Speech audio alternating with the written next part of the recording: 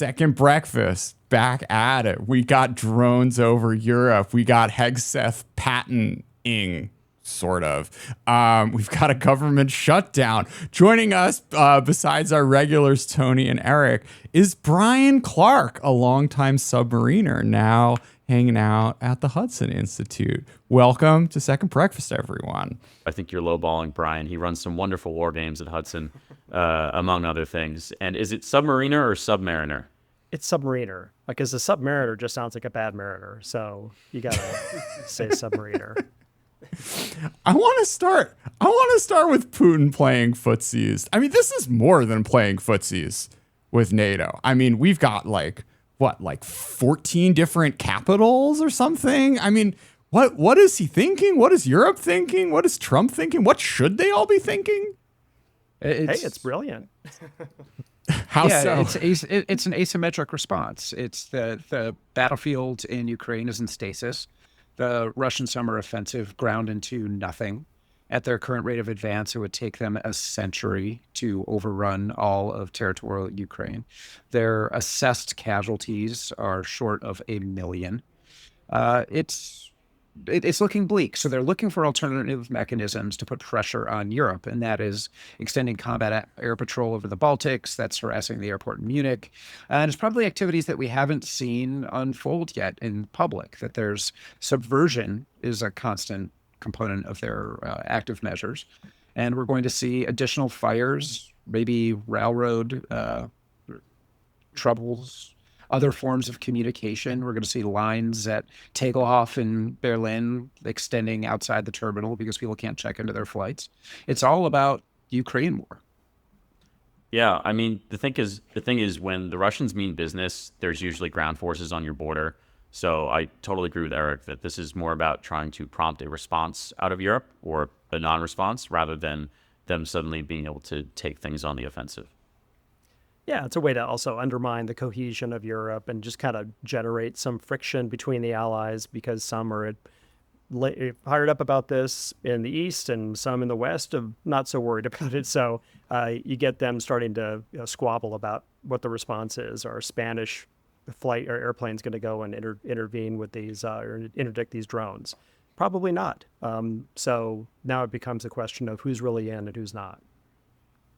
And do we think this is like directly downstream of Trump and Truth Social and the Tomahawk discussion? It has to be, right? I think it's the precision strike provision to the Ukrainians, which has been part of the war for several years. I think Jack Murphy has been writing about this with great precision, that American special operations, intelligence community, and partner intelligence services have been developing target packets for the Ukrainians so they could go out beyond their horizon against Russian infrastructure.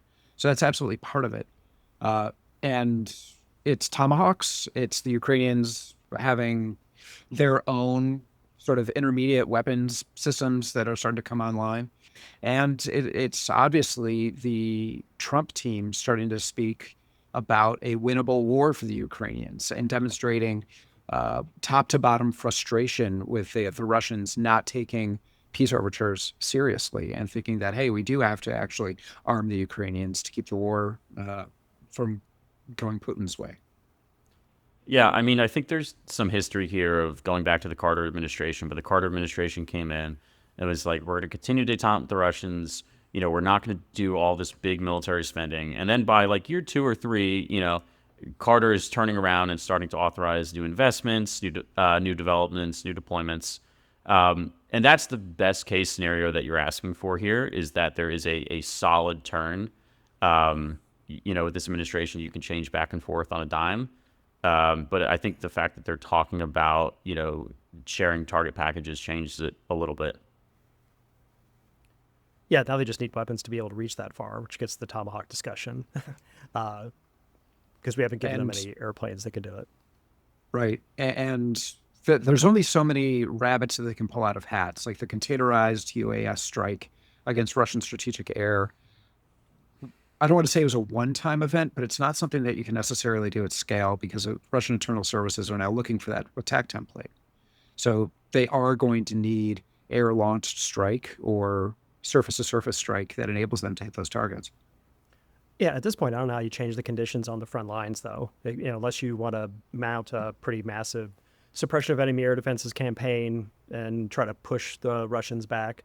What they can do is attack Russian infrastructure and try to make life more miserable for the Russians and hopefully convince Putin to come to the peace table. So it seems like that's what the strategy is go after these long-range strikes to try to compel Russia to come around on peace negotiations.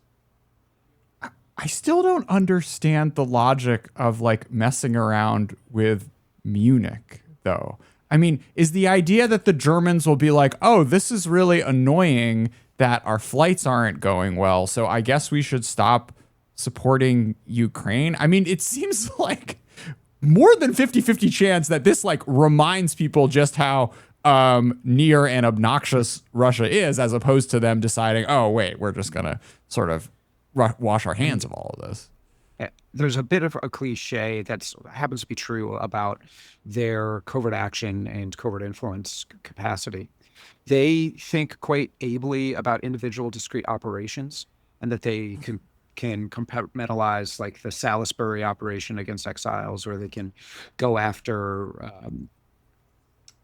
individual oligarchs who are falling off the wagon, or what have you. They could blow the plane off of Yevgeny Prigozhin's aircraft. They're not particularly Clausewitzian in that they don't aggregate these activities into a collective whole, that they think by virtue of a series of individual actions, they can shock Europe into some sort of different or more favorable posture. But it does appear to be like individual FSB or SVR units that are sort of going off books and just showing that they can execute. But the idea of there being some master strategy behind it might be assuming too much. Yeah, and I assume there's some competition going on between these units. They're trying to demonstrate to Putin that they've got a lead on some good ideas in terms of how do you undermine Europe's confidence in its own ability to sustain itself in a conflict with Russia. So they're going to go and try to show off for the boss. Yeah, I think it also speaks to the state of the forces on the ground, that these aren't tied to specific operations, right? You're not seeing railroads get blown up and then the Russians, rolling down a particular line of attack the next day, right? Like you might see that very close to the front lines, but these are much closer to the effects of V1 and V2 bombs hitting London than they are strategic air striking Normandy in advance of an invasion. Putin just thinks they're so soft, the Europeans. Like that is the fundamental thing here, that even just a little pinprick is going to have them go running away with their tails behind their legs. George Kennan thought the same. There's this old great line when he got into his old crank part of his life, which was effectively the last 30 years of it, when he talked about this imagined scene of brisk Russian infantry sweeping the hippies out of Copenhagen at the point of the bayonet. It's rarely been a sober observation, and let's pull it back to William Tecumseh Sherman to say that the effete liberals aren't going to defend themselves, because it is rarely proven accurate in world history. Sherman's got this great line, and I can't quote it from the top of my head, about he was running a military academy in Louisiana at the onset of war, and he saw all of these secessionists with their plumed hats and their cavalry chargers parading around, saying how they're going to whip the United States. And he's like, you people can't build a locomotive. You can't stitch a shoe. What on earth are you thinking? That once you strike first, the full force of the industrial ingenuity of all of New England is going to come crashing down upon your feudal society. So please don't do it. Sherman was correct. George Kennan was not. And I think Putin is aligning himself with the old crank here rather than the successful battlefield commander. Well, there may be a piece of it, too, that Putin's just trying to remind Europe of how he can make their lives more difficult if they choose to start ramping up their support to Ukraine. So he wants to show that they've got these vulnerabilities, that he's not looking to start a war with them, but he also wants them to stay as much on the sidelines of the Ukraine war as possible. All right. Okay, we got the we got the Sherman quote. You people of the South do not know what you are doing. This country will be drenched in blood, and God only knows how it will end. It is all folly, madness, a crime against civilization. You people speak so lightly of war, you don't know what you're talking about. War is a terrible thing. You mistake, too, the people of the North. They are a peaceable but an earnest people, and they will fight, too, which is his line as he was superintendent of Louisiana State Seminary. You know. Yeah. All right. Speaking of lethality, we had, warrior culture, a running theme on the Second Breakfast series, which perhaps reached its apogee with our Secretary of War marching back and forth across the stage behind a giant American flag, lecturing general officers about how they shouldn't be fat, among other things. There's like this ocean of commentary about it. Like, Corey Shockey is out there, and she's obviously correct. And we have covered the 20-year advent of warrior ethos inside the Army and how it was supposed to be this cure-all for indecisive engagement and the waffling of the American experience in Iraq and Afghanistan. And I don't think we need to cover it again because we're not going to unveil anything new, but there's just... Where do these men find American opponents, whether they're British or Mexican or Confederate or Spanish or Imperial German or Boxer Chinese or Hungarians or Italians or Nazi or North Koreans or Chinese or Vietnamese or Iraqis or Afghans or anybody in between? Venezuelan. That's right. Yeah, or who says the Americans were insufficiently violent? It's like no one has North ever said North Vietnamese. Come on now, that's the best example. It's like that's a war where he's decided we've lost and we're running out. It's like we didn't kill enough people there to win. Yeah, we dropped more tonnage of explosives in the support of the air campaign alone than we did on the entire Second World War. Like, the attempt at lethality is not an American shortcoming. And we speak of the Patton-esque gesture, and there's some really intelligent commentary about the iconography of the film Patton, and it's this extraordinary text in American culture because of the time it came out. It came out in the middle of the Vietnam collapse. It's like this 1970-71 period where George C. Scott, in this extraordinary regalia, gets out in front of a stage and says that Americans love to fight and they will never lose a war. And that was Francis Ford Coppola shouting into the American civic imagination with Omar Bradley as the principal advisor to the film, talking about this moment in America, this inflection point. And it gives us like this romantic hero's journey when he eventually falls apart because of his own shortcomings. But the movie, while exquisite, also obscures like the disposition of the opposition. That in the opening 2 acts of the film, Patton comes in and takes over like the Second Corps in North Africa, principally in Tunisia, that had just been mauled in this off-screen engagement with the Germans. And the solution is that Patton puts into place is discipline, that he makes officers wear ties and doctors wear helmets, and he shuts down breakfasts from 6 until 8. He says you got to be in there in 10 minutes or what have you. And he like whips the unit into shape. He reads Rommel's book and he bests the Germans. And it's this amazing screenwriting, and it is often true. And of course, in Hollywood fashion, it blames the British for incompetent air support or drinking tea or whatever. But it obscures the fact that German Africa Corps, Deutsches Afrika Korps veterans that were experiencing in the United States Army in Tunisia were especially veterans who had fought the Soviets in the campaigns of 41 and 42, were astonished at the rate of fire from American artillery. Even at Kasserine, that didn't go particularly well. That there are these off-screen elements of lore in the Patton story that are obscured in the modern discussion over warrior ethos. That we reduce it to wearing a necktie to a gunfight, which is this absurd demonstration of warrior ethos in the 2025 environment, but it's off screen. It's the fact that the United States and the British achieved complete air cover, that we had enough propellant and artillery shells and proper fuses that we could inundate the 21st Panzer with high explosive in a way that the Soviets could never achieve. And even in, just to sum up this part of this rant that I'm going on, Patton being this icon, this moment of American military understanding that Hollywood provided us, very similar to the way that Black Hawk Down has clearly inspired the secretary. There's truth of the story, and that there's plenty of it in that screenplay. But it's the off-screen stuff that wins American wars as well. And raving and jabbering about mustaches just doesn't seem to fit the history.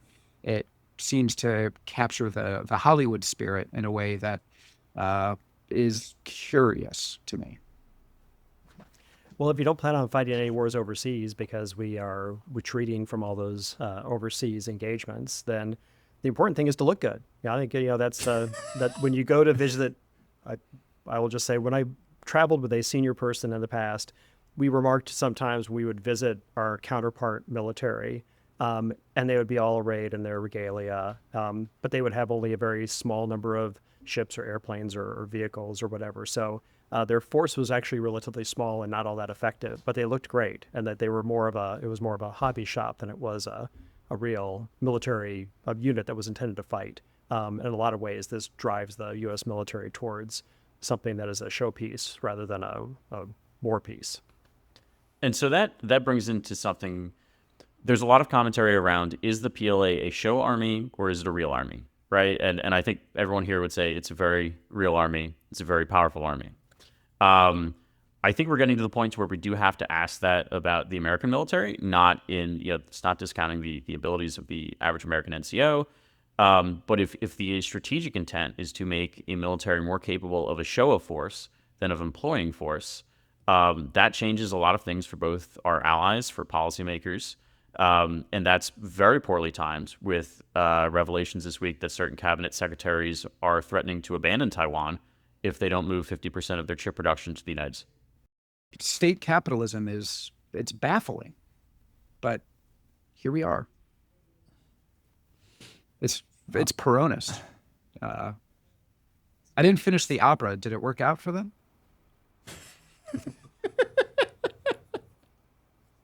I mean, Madonna starred in it. That's got to be that's good. People love that stuff. Happily ever after. All right, let's talk wargaming. Bryan, what's the point? The point is normally to help people think about the dilemmas they might find themselves in, and to think through some of the ways they might make trade-offs to deal with those dilemmas. I think sometimes we treat wargaming as a way to come up with an answer, like what's the right fighter airplane to buy, or how many of these ships do I need to purchase or build. And it kind of gives you some maybe insights along those lines, but it's much more about thinking about what are the trade-offs you have to make, what's the path dependencies on certain choices that you make, just to force people into a situation and have them contend with all the mijigash that happens when you try to build something that takes a long time to build, or you try to create an adaptable force that's able to respond to a bunch of different situations. Just making people think about how they're going to do that so that they can, in one case, just have at least thought about it once before they're faced with it in the real world. But then also give people a way to think about processes and how do we manage a process that delivers something at the end, whether it's a trained operator or it's a submarine or it's a missile. We do a lot of wargaming right now for DARPA, looking at basically how do we make for a more effective force that can take advantage or can exploit the potential vulnerabilities of the PLA as we see it might evolve. So I think it's mostly about making people think through challenges and how they're going to prioritize their efforts rather than coming up with some definitive answer. Is there a wargaming for like aesthetics? Like, what if in 2035, like, actually the like ideal BMI is like 7 points higher than it is today? And, you know, blue haircuts are, you know, the most important thing for like blending into our like cyberpunk, urban right. battlefields. Absolutely. Okay, we'll work on that one. Eric, why do you spend so much of your life on this? It is twofold. One, it's a way to interrogate history. It's a text to me. I've always been interested in military history, and wargaming helps me frame questions of time and space and supply and consequence in a completely hazard-free environment. So for me, it's expanding my understanding of certain historical circumstances, and that is like the primary value. The second value, to Brian's point, I think they're exceptional risk management tools. Like there's authentic training that you can derive from it, that you can an exercise that I've built and I've exercised. It's a very simple World War I simulation where the parties to the conflict all write down their operating assumptions, like what's the opposition's most dangerous course of action, what's their most likely, what do we have to do to achieve our objectives. They write it, they like put it in an envelope, set it aside, and then they re-engage a couple of turns later and like retest their operating assumptions. So it is a tool for refined thinking. And then the third component, one of the reasons that I collect games, and it's one of my primary hobbies, is it's meditative. It gets me off the screen.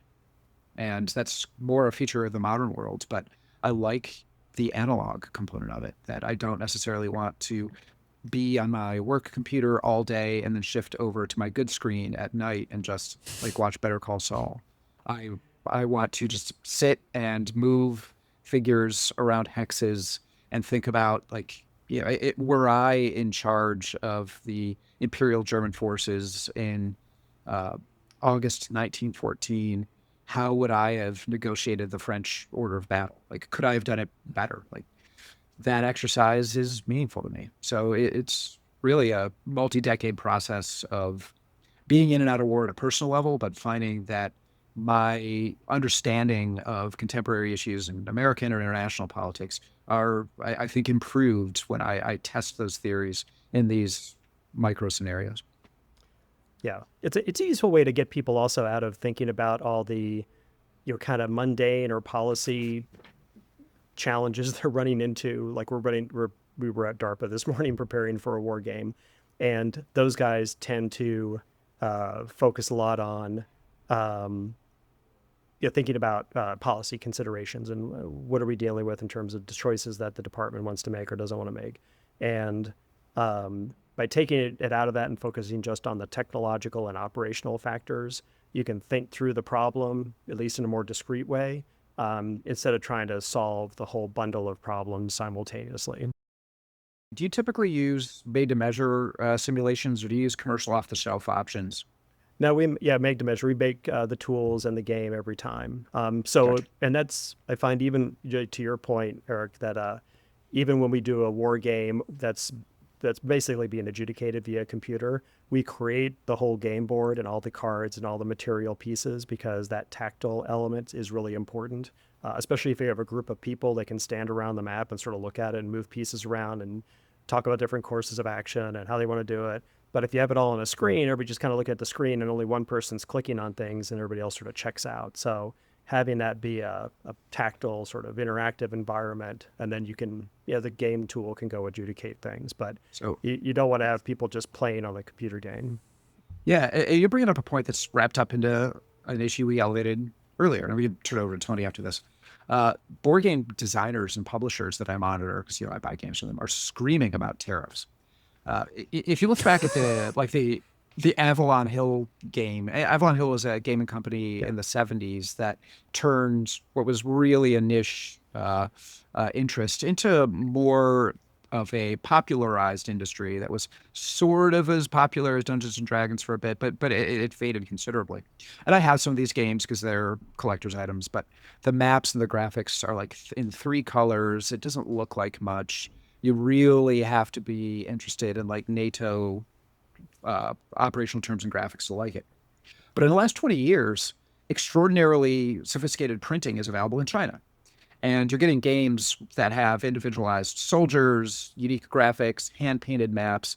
They're like Fluxus boxes. They're like extraordinarily sophisticated games with multiple trackers, all your different units rendered in like really, really careful art. And you can get these sets that have hundreds of hours of replay for like $75. And all of these companies import from China. And now that is totally broken. So gaming isn't a huge industry. There's only, it's not anything close to video gaming. But these publishers who do it out of a labor of love, it's not like particularly lucrative, are like having to say, is this worth it anymore? Dude, speaking of asymmetric responses, where is the Chinese like export ban on war games to like make our force dumber? Well, we actually get all our materials made in Canada. There's a company in Canada that does game material production. And so we design it all here. We ship off a bunch of files, and then they ship it back in a week. But they'll do all the maps and all the cards and all the tokens and all that stuff. It's pretty cool. And not super expensive. I mean, it's a lot cheaper than you would anticipate. So when I was on the Hill, which was probably when wargaming started to come back into play for senior leaders, you obviously you have to make war games for different audiences, and the average policymaker on the Hill or an OSD is not the same person as the 04 or 05 that's got 15, 20 years of experience leading, right? One, how do you change war games for different audiences so that it's effective?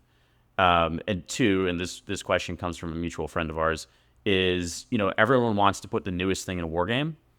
How do you adequately pace new war games for new technologies without, basically rendering them useless by chasing every new UAS or whatever? Yeah, so we end up building, as you know, these games from scratch every time. But we can reuse a lot of the mechanics. We can use the methodology over again. So it's iterative in that we're able to take what we learned from a previous DARPA war game and apply it to the next DARPA war game or the next Navy war game. And if you build your game to be extensible in a way that allows you to plug in a new piece without disrupting the entire balance of the game, it's not too hard. I think what happens is, though, if you incorporate some game-changing technology, literally, it ends up unbalancing the game, and now you make it so that whoever's got this thing has got the Death Star or the black hole weapon. So I think we want to make sure we avoid that. But it's not too bad. I mean, you can incorporate them in without a huge amount of disruption if you've designed your game with that kind of modularity in mind. I'm sorry, George, you're coming in broken and unreadable. It's that Manhattan Wi-Fi, Wasn't it like, is anybody tracking the Secret Service overran some sort of a server farm in Manhattan that had like an electronic warfare component? Yeah, it was right before the UN speech, right? Yeah, it was around its UNGA, and they're like, hey, we got this huge server farm that's got an EW component. Whatever happened there?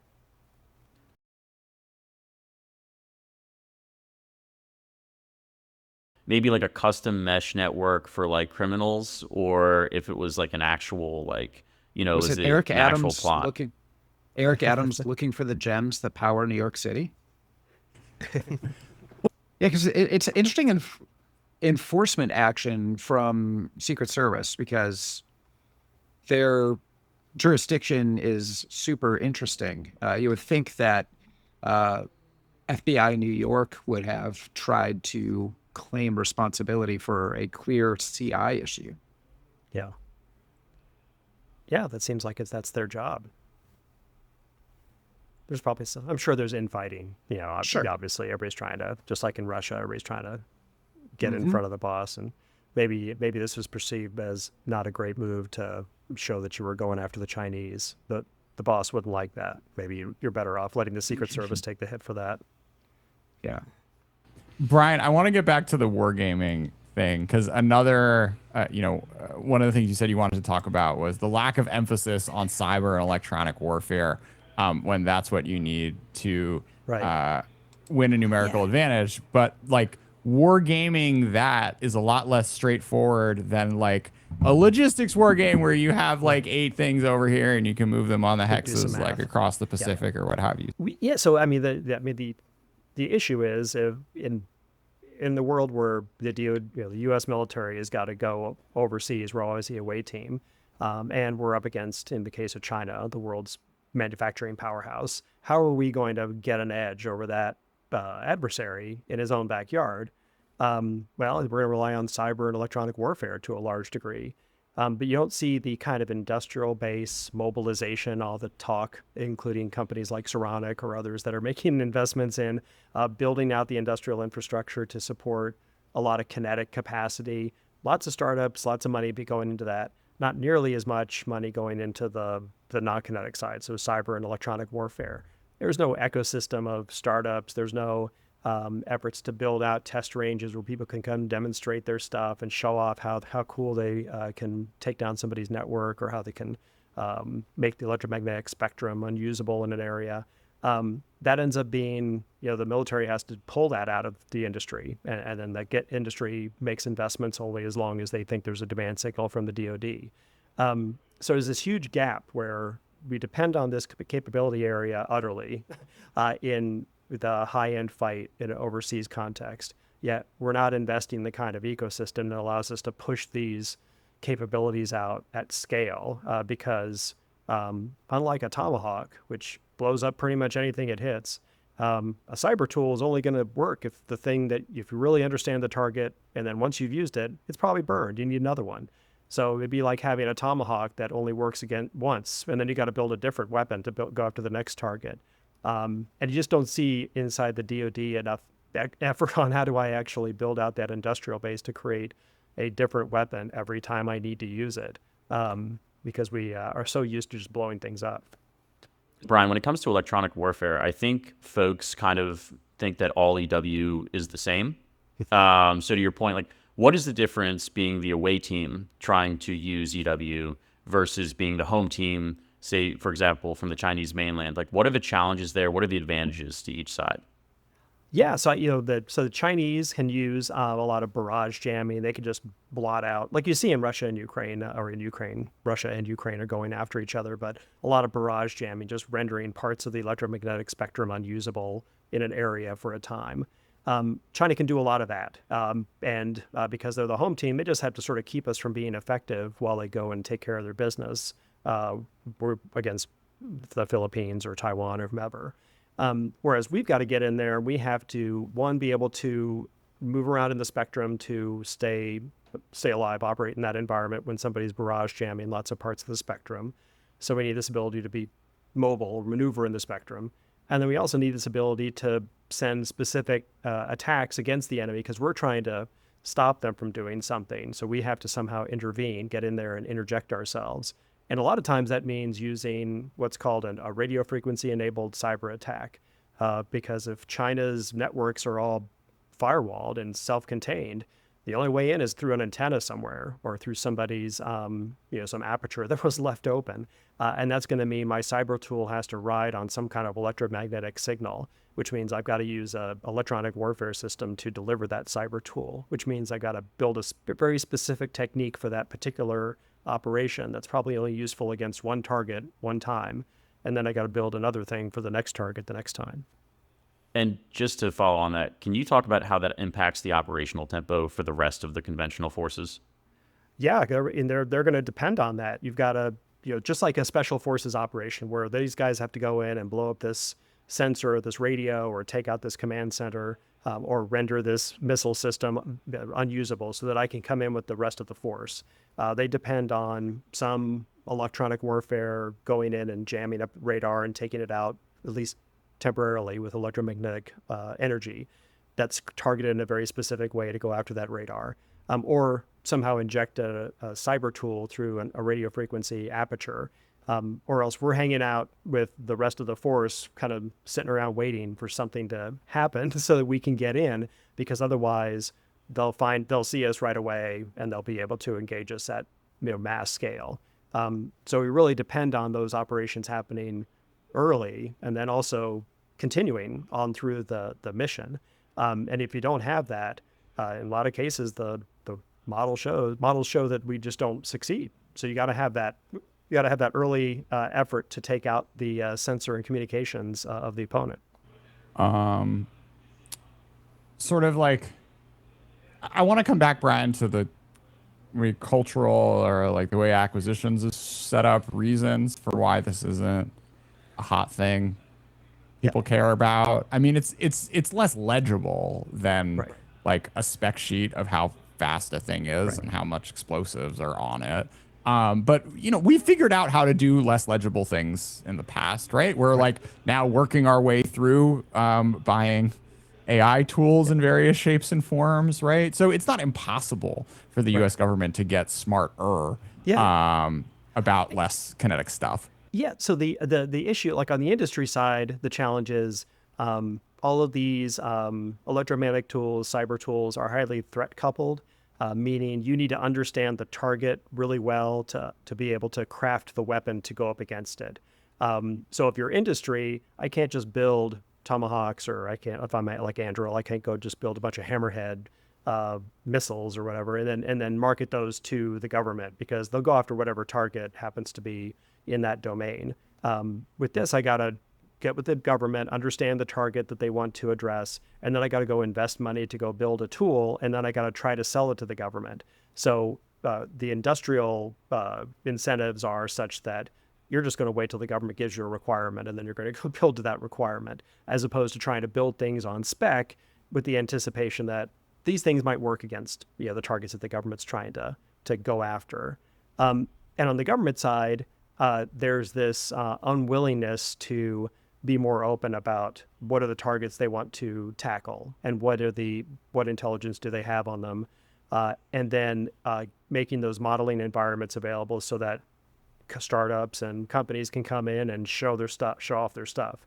Whereas the government's more than happy to do that at like a China Lake, where they'll have a test range they operate. People can come in and blow stuff up. That's easy. But if you want to do non-kinetics, you're going to have to not just have the range, the virtual range, but you also have to give a bunch of intelligence over. You have to then work with the company to figure out what's the delivery mechanism for this. Is it a network? Is it a jammer? What's the tool that actually delivers this cyber effect? So there's a bunch of interaction that has to happen. There's a lot of government effort that has to go into making it possible for a larger number of players to enter this market. And without the industrial incentives and without the government incentives, we just sit there with this very thin line of development that's happening purely as a result of government requirements being published and industry satisfying them. As a submariner, right? Like obviously, you guys are particularly sensitive to any sort of EM emission or other sound given off, right? What do, either in war games or broadly, what do policymakers often get wrong about how subs can and cannot operate, particularly in the Pacific? I think there's this perception that they can operate and do their entire mission without being revealed. And once you start doing anything so you can get out there probably and not get detected, but once you start launching autonomous vehicles or launching weapons, you're making a bunch of noise, you're generating some flaming datum coming out of missiles that is going to make you obviously detected. And it's not going to be much of a challenge for the Chinese to come out and just start dropping weapons on that location and hoping that they hit something. And if they don't hit something, it doesn't really matter because the submarine has to leave. Another thing people don't realize or don't think about is submarines don't have a lot of defensive weapons, right? There's really no way once you're getting shot at to stop that from happening. Whereas a surface ship can use its Aegis missile defense system, or an airplane can maneuver out of the way very easily or more easily. But a submarine, you're slow, you have no self-defense. Once you're discovered, you kind of have to just leave and try to get hidden again. And so once you start doing anything, you create this very limited window in which you can act before you have to vacate, and then you're no longer part of the plan. So I think a lot of times they miss that, thinking, oh, the submarines will get in, they'll do a lot of the initial ops, and that'll make it easy for the rest of the force to succeed. And not necessarily true. Once those first few shots go off, it's going to be a free for all there, and the submarines have to decide whether they want to stay in there and hope for the best, or if they want to leave and try to come back and fight another day. Like, what is your take on the chances of AI actually being able to do submarine detection? There's already a lot of work going on there. The U.S. already uses AI on sonar systems to recognize targets, because you're just trying to pull very faint signals out of background data. In a lot of cases, it's just pattern recognition. So AI is already making a big difference on submarines and on these shore, like SOSUS sites, where they pick up the information from the sensors that are on the sea floor. AI gets used a lot already on it. I think it's just going to continue to get better, because it's a problem that's sort of tailor-made for AI or machine learning, because it's pattern recognition on a very narrow data set. You can train it, even automate that training process. So AI is really rapidly improving the ability to pick up those faint sounds, which means in submarine land, what we're talking about is, okay, we probably need to stop focusing on just getting quieter. We need to think about creating more noise in the water so that it's harder to find us. So go back to kind of what the aircraft have done is they focus on jamming and obscuration rather than just trying to hide the airplane with stealth. And so we're having to do the same thing in the undersea domain. Now, people talk all the time, especially after Ukraine in 22, of, the battlefield is transparent, right? And that's talked about for subs, it's talked about for tanks. What is the actual transparency level of the battlefield, and how do you still conduct MILDEC in an age of, pervasive sensors? So the battlefield's transparent at short ranges. I think Ukraine, what we've seen is a lot of drones, FPV drones, including other drones, but a lot of visibility on the battle space, but in localized areas where you're looking. And it's a relatively small battlefield, so you can get a pretty dense view of it. I think you go into any other battlefield where it's more spread out, suddenly that gets harder. At sea, it's obviously easy because you don't have terrain to hide in. But underwater, it gets just as obscure. It's very difficult to find things underwater still, even with really sophisticated sonars, even with machine learning.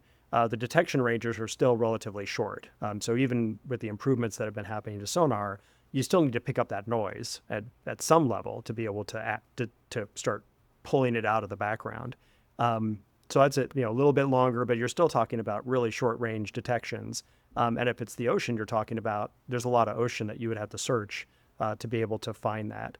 So I think so it's not really transparent. But we are seeing, though, is one is this idea of shifting back to active sonar, using active sonar again to find things underwater, just like we use radar to find things above the water. Now, you reveal yourself by using active sonar, but if you're a fast surface ship or if you're an airplane, you really don't care.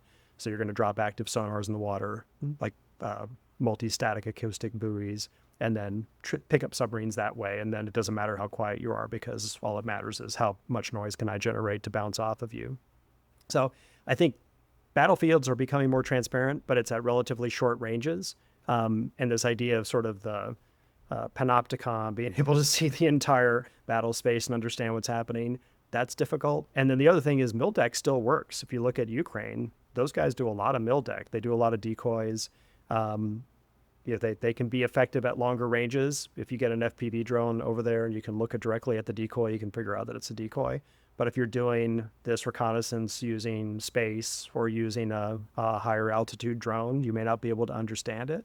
And if your cameras aren't that good on your drone, you may not be able to discern the decoy from the real thing. And what they're also doing is you put camouflage over the real thing and the decoy. So now you're having to discern a camouflaged decoy from a camouflaged real thing, which seems like a lot of hassle to go through. But if you're getting shot at, I suppose that's an acceptable level of hassle to deal with. But yeah, so we're seeing some interesting changes in terms of the battlefield is getting more transparent, but there are still ways to operate effectively in it. But you have to think about maybe generating a lot more background noise, or thinking about putting decoys out there at greater scale. And there's just more effort needed to achieve the level of, confusion, or to disturb the opponent's orient process. If you think about the OODA loop, rather than trying to prevent observation, you're just trying to prevent him from understanding what's going on. What are the odds that Putin tries some drone shenanigans over the next few months in America? I'd say they're pretty high. I mean, we've already seen the Chinese doing it. So I don't see any reason why the Russians wouldn't attempt it as well too. Now, I think it's going to be a tool, right? So that if Trump says some more things about Ukraine being able to win, this might be a way to send a message that, hey, you guys aren't so safe over there, right? Yeah, if the Russians aren't cultivating American doofuses right now and encouraging them to float UAS in like flight patterns around LAX or something like that, then Russian services are not punching their weight. That's right. They don't necessarily have, and they can do it like through TikTok and be like, hey, if you do this pattern of UAS, you're going to get 12 million views because people will think it's an alien. And like the Russians have successfully exploited the TikTok challenge. Exactly. Operation. They need some 19th rate influencer who's trying to make his bones online, and you try to create alien scares. And if you do it over certain infrastructure, or like near 3 Mile Island and Greater Harrisburg or something like that, you get people's eyes on it, then you get both, monetization, you get harassment, you increase American stupid. Yeah, you task law enforcement, you inculcate low trust behaviors. I mean, it is entirely plausible that they do this, and that they could do it completely remotely. Like, you don't have to have alpha units come into the U.S. to do it. You just find a doofus and say, "Do you want $1,100?" I mean, sorry, I'm just thinking about like the Mr. Beast challenges of I locked this man in a burning building for 24 hours or whatever, and it's point this laser at this nuclear. Yes. So Emory Upton is basically the grandfather of squad-based and combined arms tactics in the United States. There's a bunch of other thinkers that go into it, but he's really the first man who, in 1864, if I'm correct, it's during the Battle of the Spotsylvania, where he basically creates these innovative tactics where it's not just go up there, fire in a line. It's like go up there, rush the defenses, push through the gap. And what you might think of is the first real, breach conducted in a way that might resemble a modern breach. God, there's going to be some military historian who yells at me about this, but I don't care. Anyway, in the United States Army, he's kind of regarded as the father of many of the reforms that took place, from professional PME to the professional officership, to real training, to those kind of squad-based tactics where you see people acting independently, in concert, in support of each other. He took a lot from the Prussians and others. As Secretary of Defense Rock, another Substacker, wrote an excellent article on this. He does have some negative, impacts too. He was very much about separating the military officer corps from the civilians. If it was up to him, he simply would not have had any civilians in the DoD. I'm sure there are some people who would agree with that. As a former contractor in the Pentagon, I have mixed feelings. But yeah, so the reason why we're talking about him is the whole warrior ethos and everything. It's how much of what you do as a soldier, either as a leader or as an individual, is just being the strongest, fastest person you can be, or is it you being the first person to say, actually, we should do something else, right? Innovation goes beyond getting to TRL 9. It's new tactics, it's new doctrine, it's new ways of communicating on the battlefield under new forms of fire. What do you think is the correlation between technical innovation and fitness? Think of it as 3 health bars that you're in Skyrim, and every individual soldier has one that is biological health, one that is physical stamina, and one that is like esprit de corps. And the first one to go is your physical stamina. So the higher your score is for the RPG, the longer you're going to last. And then that is not going to start chipping away at your esprit de corps. That physical fitness is a core component of resilience under stress. Wargaming in the American context, both being over a tabletop or being at a live fire exercise, is designed to simulate certain forms of stress. That the laser tag that you do at the Joint Readiness Training Center or the National Training Center is somewhat valuable. But what is really valuable for institutions is sleep deprivation, because then you start to witness collective acts of unique stupidity that can only be generated through multiple days or 2 hours of sleep with bad diet. So not to take anybody else's thunder and not to simplify it and say it's like a health bar in Skyrim or in Fallout 4, Fallout 3 or New Vegas or what have you. But it is kind of like that. And if your physical stamina is really low, then you're going to start to want to quit a lot earlier. I've always kind of been a runner. I'm not great at it. I'm not a collegiate athlete or anything, but I took it very seriously when I was in the Army, because as an Army officer, your value is based on how quickly you could run 2 miles. And I decided to try and compete. But when I was in Baghdad and you're operating in 108 degrees, and you've got 70 to 90 pounds of kit and weapon on you, and you're walking the streets of Baghdad like trying to forge some sort of a political settlement, I was just able to go longer and farther than most of the soldiers under my responsibility. I was leading troops in a field artillery unit there, and field artillery is not historically known for physical prowess or excellence or running. But I don't know what it is. Like, I'm a New Yorker, and I was just able to process heat better. Like, I sweat like everybody else, but the fact that I would run more just gave me an edge. Like, insofar as the Iraq War RPG that I was playing in 2006, my stamina bar was a little stronger than other people's. Yeah, and the thing is you can blame this somewhat on, I think we talked about in our chat, of like the focus on company level and below, right? That everyone loves to obsess over that. That's their first experience in the Army, of like who's the fastest runner, who's the best shooter, et cetera. And so it's easy to say, well, it's just because we're trying to focus on tactics instead of strategy. And that's true. However, I'd also say even at the tactical level, your 240 gunner is not the same guy you're going to put through the door first, is not the same person that you're going to kick out of the Bradley first. And so like you still have to be smart about your choices even at the tactical level, and that we're throwing that away purely for imagery is going to be immensely destructive to all of the lessons we learned even during the global war on terror. Absent something from like Neuromancer, where you're like popping stop pills or go pills, or you're putting in ocular implants, or Tony's written about this stuff. Like there's forms of human evolution that you can accelerate through technology. I think the Army's, or the broader Pentagon's concept of innovation does lend itself towards magical thinking. And like the basics of soldiering, whether it's physical fitness or being able to engage targets 300 meters without aided sights, like that stuff still counts. And there's no tool that we're going to acquire from a defense startup that is going to fix the problem of digging a hole and hiding in it with overhead cover, because indirect fire is going to be coming. But there are just enduring principles that continue to need to be embraced, and you cannot buy innovation to escape from them. It always confused me why the Gundams needed people in them.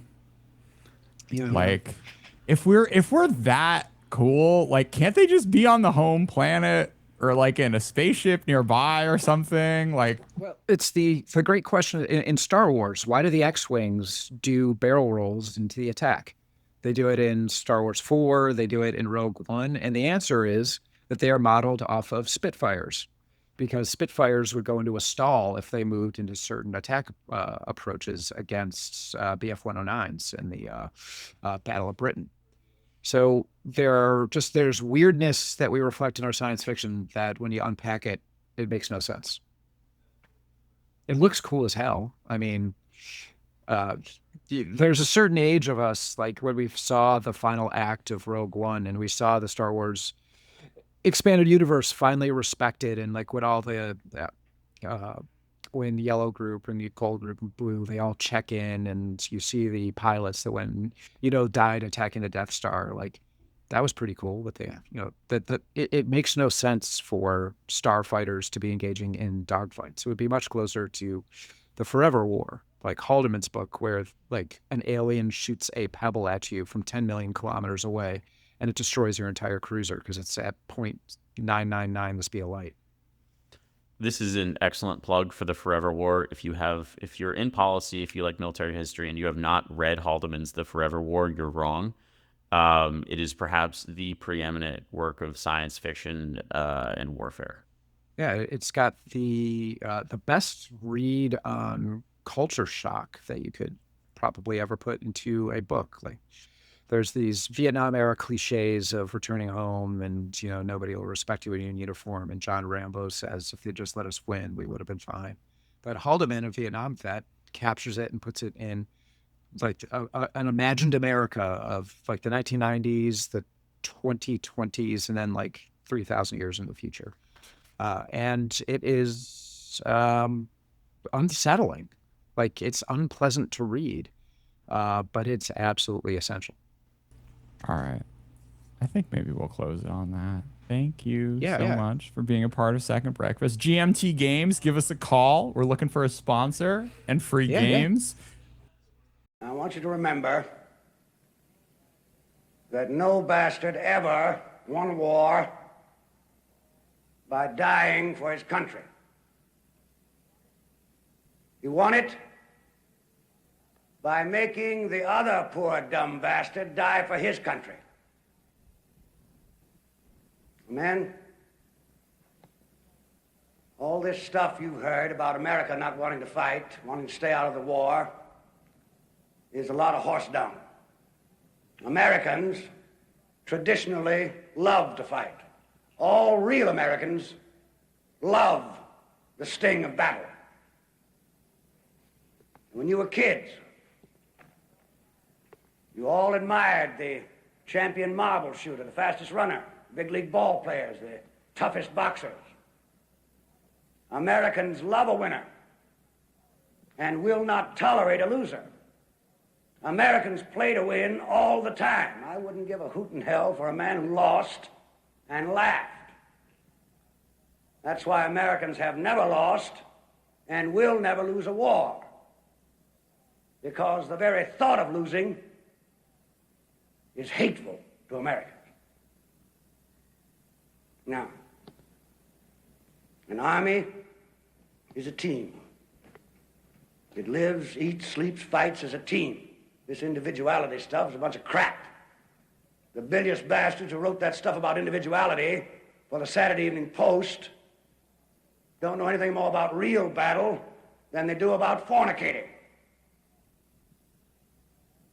Now, we have the finest food and equipment, the best spirit, and the best men in the world. You know, by God, I actually pity those poor bastards we're going up against. By God, I do. We're not just going to shoot the bastards. We're going to cut out their living guts and use them to grease the treads of our tanks. We're going to murder those lousy Hun bastards by the bushel. Now, some of you boys, I know, are wondering whether or not you'll chicken out under fire. Don't worry about it. I can assure you that you will all do your duty. The Nazis are the enemy. Wade into them. Spill their blood. Shoot them in the belly. When you put your hand into a bunch of goo that a moment before was your best friend's face, you'll know what to do. Now, there's another thing I want you to remember. I don't want to get any messages saying that we are holding our position. We're not holding anything. Let the Hun do that. We are advancing constantly, and we're not interested in holding on to anything except the enemy. We're going to hold on to him by the nose, and we're going to kick him in the ass. We're going to kick the hell out of him all the time, and we're going to go through him like crap through a goose. Now, there's one thing that you men will be able to say when you get back home, and you may thank God for it. 30 years from now, when you're sitting around your fireside with your grandson on your knee, and he asks you, what did you do in the great World War II? You won't have to say, well, I shoveled shit in Louisiana. All right, now you sons of bitches, you know how I feel. Well, I will be proud to lead you wonderful guys into battle anytime, anywhere. That's all.